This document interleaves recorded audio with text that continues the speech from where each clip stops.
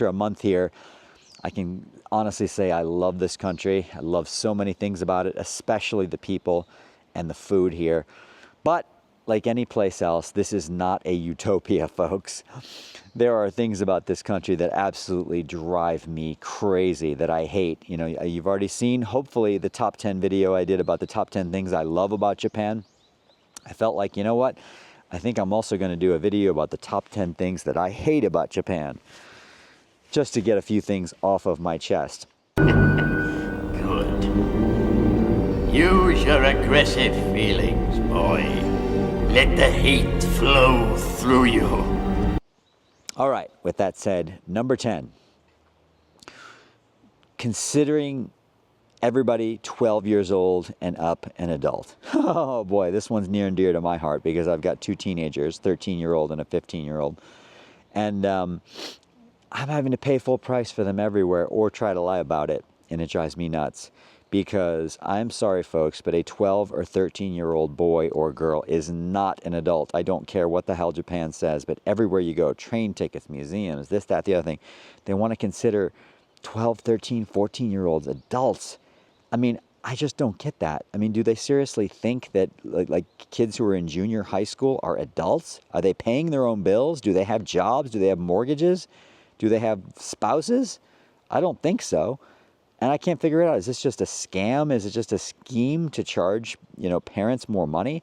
I mean, Japan has a super low birth rate, right? This is a huge demographic problem in this country. Why not encourage people to have children, make life easier on families, and not stick it to them? If you think that the Japanese don't enforce this, I mean, of course, some people are relaxed about it and others are not. Like the other day, we were in a train station and we had bought my 13-year-old a child's ticket because I don't give a damn. He is a child, right? And usually you're just putting these tickets in machines, so no one's actually looking at them, right? So it's sort of an honor system. And my wife made the mistake of asking this over-officious, railway clerk at the station a question. I think she was asking him, we had finished our one journey and we were moving on to a connecting train. I think she was asking him what platform is the next one on, or I don't know. She made the mistake of asking this guy a question. He looked at our tickets and was like, wait a minute. He looked at my son thinking like, this guy's too big. How old is he? And he was giving us a hard time and he wanted us to... he was challenging us. Like, he wanted to see proof that we were eligible for the children's tickets. Like, dude, seriously? We just exited this train. Why are you hassling us about this? So, yeah, they take the whole child versus adult thing seriously, and I do not agree with the Japanese about what they consider to be an adult. Somewhat related to number 10, but it's a little different. I do not like at all the way almost all hotels in Japan charge and set up their pricing structure. It's very not family friendly. Again, country, you're trying to encourage births and children. Why would you set things up this way? Most hotels, whether they're giving you any food or not, charge you so much more money depending upon how many people you have in the room. So, for example, we're staying in Kamakochi in the Japanese Alps recently, right? And we're sleeping on, Japanese style futons on the floor, right? And the room can fit 4 people. Now, the price is 4 times. You'd get no volume discount for having 4 people in the room. So it's 12,200 yen per person, right? So if I was alone, I would pay 12,000. If it was just with my wife, I would pay 24,000. But being with the 2 kids and the wife, 48,000 for that room. So it's like you're getting 4 times the revenue for having 4 people in the room. Sorry, but there should be some sort of a volume discount, isn't there? Why should someone who's alone pay 25% of the price of someone who, has a wife and 2 kids in the room with him? I get it. If they're serving you food, I understand. You should pay more. If you, if you have more people in the room, and if they have to feed more people, you have to pay more. I understand that. But, in the U.S. and a lot of other countries, you get some sort of a discounting. In many cases, a lot of discount. In the U.S., a lot of times, a single person is paying the same price to use a room as, if there's 3 or 4 people in the room. And I'm not saying it should be exactly that way either. Maybe there should be some way in between, but I don't really understand charging on a per person basis. To me, it is really kind of a scam because whether one person is using the room or 2 or 3 or 4, it doesn't make sense to me. And I wish it would be a little more family friendly. Along those same lines, it's also even hard to find a room that can fit 4 people in Japan, especially in Tokyo. Number 8, that I hate about Japan is Japanese websites. Yes, almost every single one of them. I have yet to find a user-friendly Japanese website, especially any sort of, if they're selling you anything, if you're actually purchasing anything off of a Japanese website. Like, for example, you may have seen my videos about the Japanese baseball ticket fiasco. Oh my God. You may have also heard me ranting about my application to bring a drone to Japan, the Japanese Ministry of Transportation's website. Oh my goodness, I was rejected like 10 times. They always want you to put your name into Japanese characters. They find errors. No matter what the hell you do, it'll say invalid postal code or invalid phone number, or invalid something. Japanese hotel websites are a complete mess. My God, try to like click on their calendars and you'll get like a virus in your computer. Japanese are some of the smartest people in the world, some of the most advanced technology in the world. Why are their IT people and their websites so completely incompetent and pathetic? I have no idea, but it's very frustrating and time consuming using Japanese websites. Number 7 thing I hate Japan, and this is, you know, we're going to drill down into some of the rules specifically that I despise, but I'm just going to say as number 7, the the rule-based culture here in general will drive you nuts, and the amount of signs warning you, don't do this, do that. You know, the other day I was in a toilet somewhere and I counted not 1, not 2, not 3, not 4, not 5, not 6, 7 different signs telling me things just inside of the toilet. Don't do this, do that. Give me a frickin' break, man. If you are like a libertarian or like freedom-loving person, like, hey, man, no rules, no government, anarchy. If you're a freaking anarchist, this is your worst nightmare, this country, man. They are all over you with rules. Could be one thing or another, could be anything, you know. Don't what is it? Oh, don't walk around, you know, don't walk around and eat things, for example, or drink things. Don't like walk around with your drink, or, you know, like a million different things. They're coaching your behavior and monitoring you and judging you constantly here. The amount of rules, I mean, it's really tyrannical in a way. It gets out of control. Now, I don't like anarchy. I don't like a country where there are no rules. I don't like countries where people are getting away with murder. That sucks too. But I think they take it to a bit of an extreme here with how crazy they are with enforcing all kinds of petty little rules. 6th thing that I hate about Japan. Where the hell are all the trash cans in this country? They don't exist. It's crazy. I mean, you're going to find this. This is one of the, I guess this is a testament to the rule-based culture and to the group mentality. But there's no trash cans, like hardly anywhere. You have to carry your trash around with you sometimes for hours, sometimes all day long. It'll drive you insane. And yet there's very little litter here. So people are very good about that. But it drives me crazy, especially when I have something like an ice cream or like something that's sticky or messy. And I have literally, you know, I'm not going to be the ugly American here who is littering and throwing trash around or leaving my trash around. But I have literally spent days where I am carrying a piece of trash around all day long looking for garbage cans. It's insane. You come to places where, like, public bathrooms, you go to like a big public bathroom, right? Was in one the other day. Nice big public bathroom. I thought, aha, surely there's going to be a trash can in here where I can get rid of my trash. And instead, the other day, I found just a big sign saying, please bring your trash home. No, you don't want to bring my trash home, you know, especially when you're traveling. It's one thing if you live in a city and, you know, you're not out wandering around all day. But when you're a tourist, you're traveling, you're wandering around all day, and you're carrying your trash with you. It's completely insane. Could we please have more trash cans in this country? Thank you. Number 6 that I hate about Japan. The opening hours of restaurants, or shall I say the closing hours of restaurants. God almighty, they drive you crazy here with how often these restaurants are closed. Now, I understand everybody wants a little time off, vacation, whatever. I don't know. I don't understand why they don't just hire a few more people and just be open more often. But I'll tell you, I can't tell you how many times we've come into a town, especially smaller towns. If you miss that lunch hour, man, you are screwed, because you get to a place at like 2 o'clock or 2:30, and then every damn place is closed. They tend to close in between lunch and dinner. So if you miss that lunch hour, you are completely screwed. Man, do I get unhappy when I miss my lunch, because the breakfast here, I got to tell you, I love Japanese food. Love it. Love the lunches and the dinners, but the breakfast here is slim pickings. People don't like eat that much for breakfast, or when they do, they, you know, eat things that I'm not that crazy about. So breakfast, breakfast doesn't do a lot for me in Japan, but lunch and dinner are epic. And I'll tell you, like, you know, so it's not like you having a huge breakfast, right? And then if you miss lunch, oh, damn it. You got to wait till dinner to get some food. That drives you crazy. And then at night, can't tell you, especially in these smaller towns, like we're in Nikko right now. I mean, in Nikko, man, you know, last night, I'm telling you, 90%, it was a Thursday night in Nikko, 90% of the restaurants here were closed. I'm not exaggerating. 90% of them. Okay, maybe it was 88%. Whatever it was, overwhelming majority of restaurants were closed. Wednesday night, here, I would say that like 50% of the restaurants were closed. Come on, folks. Can't you, like, spread it out? Does the entire town have to be closed at certain times? Not just this town, other ones we've been in too. Tuesday night, we were in Karuizawa. And Tuesday night, 75% of the restaurants, I'm going to estimate, were closed in Karuizawa on a Tuesday night. And then when you find these damn places, the few places that are open, like many others in Japan, you have to wait your ass in line for a table for a long time. It's a pain in the ass. Fourth thing that I hate about Japan, and this one, I know I'm going to get some hate mail for this one. You're going to savage me in the comments below. I do not care. The prevalence of mask use here drives me crazy. It is, I shouldn't say it drives me crazy, but I find it annoying.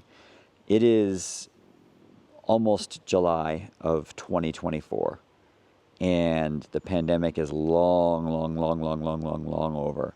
And I understand in Asia there was already a culture of mask use prior to the pandemic. I know that. You do not have to bother telling me that in the comments. I know that. But so many people still using masks here, young people, healthy people, in rural flipping areas, out on hiking trails, things like that. You know, we were out in Kamakochi in the Japanese Alps, people walking on remote hiking trails, young people with masks on. Koyasan, other places. Kamakochi, by the way, has no cars. It's closed to vehicles, and all these people are out on hiking trails still using masks. Other remote places, Koyasan with the monasteries and the temples, wearing masks, outdoors, in rural areas, at 5 o'clock in the morning, like I'm out in the 5 a.m. seeing people with masks on when no one else is around. On subways, I get it. In crowded places, I get it. Old people, I get it. Sick people, I get it. People with allergies, I get it. Guess what, folks? There's a lot of other people who do not have any damn allergies. They do not have any illnesses. They are perfectly frickin' healthy, but they simply enjoy going around their lives with masks on. To me, this, first of all, it impedes communication, right? Especially oftentimes I'm trying to use Google Translate and I have to hear what the person is saying well in order for it to pick that up. More difficult with a mask on. I just like to see someone's face too, the person that I'm communicating with, especially I'm making some sort of transaction with. You know, we've had like guides who have masks on, things like that. It impedes communication, and I want to see people's faces when I am meeting them and encountering them. I understand that they like masks here, but guess what? I do not like masks. So that is thing number 4 about Japan that I hate about Japan. Everything is designed for someone who is like roughly 5'8" or shorter, especially bikes. I swear to God, every damn rental bike in this country, like all these e-bike programs, these bike share programs, every single damn one of them is designed for people who are 5'8" or shorter. Come on, folks. Seriously? I mean, a bike seat is adjustable, for fuck's sakes. Couldn't we please just think about people who are a little bit taller? Come on, let's go. I'm going to sound like a petty complaint, but thing number 2 that I hate about Japan, and this happens almost every night, where we want some dessert after dinner. We're going out, we're looking for ice cream parlors and things like that. I tell you, every ice cream parlor and sweet shop in Japan, I'm exaggerating when I say every one of them, but let's say 90% of them close at 5 p.m. So they want to have bankers hours, right? And I'm gonna combine this actually too. But number 2 is going to be a rant about the coffee shops of Japan and the dessert places of Japan. Okay, coffee people, coffee shops, you should be open very early in the morning. But many of you, and you know who I'm talking about, if you own a coffee shop and you open at 10 or 11 a.m., I'm talking about you. If you own an ice cream parlor or dessert place, and you close at 5 p.m., I'm talking to you here. Drives us absolutely nuts. I'm out early in the morning. I cannot find coffee places that are open. And then after dinner, we're looking for some dessert, some ice cream. And I tell you, the amount of ice cream parlors that close at 5 p.m. in this country is absolutely a scandal. Yes, it's a petty complaint, I know, but it makes no damn sense. If you want to keep bankers' hours from 10 a.m. to 5 p.m., you should have become a banker or gone into some other sort of business. If you are selling ice cream and desserts, please be open at least for a little while after dinner. And if you're selling coffee, for God's sake, get your ass out of bed and open up at, I would like 6 a.m., but let's say 7 a.m., 8 a.m. at the latest. I mean, even 9, 9 irritates me, but it's like, okay. But I'll tell you, there's a hell of a lot of coffee shops in this country that open at like 10 a.m. or even 11 a.m. I mean, if you operate a coffee shop and you are opening at 10 or 11 a.m., I'm sorry, you should be shut down immediately. What is the number one thing that I hate about Japan? In a word, I will summarize it as inflexibility, rigidness. So this takes shape in many different ways for the traveler. It could be, for example, let's say, give you an example of breakfast at a hotel, okay? We stayed at a hotel in Kamakochi where the breakfast was to be served at 7 a.m. No problem for me, because I like to wake up super early. I'm traveling with teenagers, folks. You think my teenagers want to have breakfast at 7 a.m.? And by the way, the breakfast was like lukewarm salmon and some other garbage. I mean, it was not something they wanted to eat to begin with. But to get their asses out of bed, to have it at 7 a.m., not easy. So I said, any chance they could have it a little later. And here was their idea of flexibility. They said they could maybe come at 7:05. That's the idea of Japanese flexibility. The breakfast must be had at 7 a.m. It could manifest itself in other ways, the inflexibility. Like, let's say, for example, you see something in a restaurant dish. You would want, like, for example, I love soba, Japanese soba, right? But almost on every menu in Japan, soba is not served with meat as a side dish, right?